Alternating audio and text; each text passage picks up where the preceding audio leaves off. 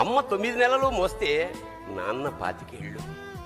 రెండూ సమానమే అయినా నాన్న ఎందుకో వెనకబడ్డాడు. ఇంట్లో జీతం తీసుకోకుండా అమ్మ, తన జీతం అంతా ఇంటికే ఖర్చు పెడుతూ నాన్న, ఇద్దరి శ్రమ సమానమే అయినా అమ్మ కంటే నాన్న ఎందుకో వెనకబడ్డాడు. ఏది కావాలంటే అది వడ్డీ పెడుతూ అమ్మ, ఏది కావాలంటే అది కొని పెడుతూ నాన్న, ఇద్దరి ప్రేమ సమానమే అయినా నాన్న ఎందుకో బాగా వెనకబడ్డాడు. ఫోన్లోనూ అమ్మ పేరే, దెబ్బ తగిలినప్పుడు అమ్మ అని పిలవడే, అవసరం వచ్చినప్పుడు తప్ప మిగతా అప్పుడు గుర్తురానందుకు నాన్న ఎప్పుడైనా బాధపడ్డా? అమ్మకి అన్నో కొన్నో బంగారు నగలు, నాన్నకి బంగారు అంచున్న పట్టు పంచొకటి. నాన్న ఇలా వెనకబడిపోవడానికి కారణం ఆయన మా అందరికీ వెన్నెముక కావడమే. వెన్నెముక వెనక ఉండబట్టే కదా దన్నుగా నిలబడగలుగుతున్నాం. ఇదేనేమో నాన్న వెనకబడిపోవడానికి కారణం.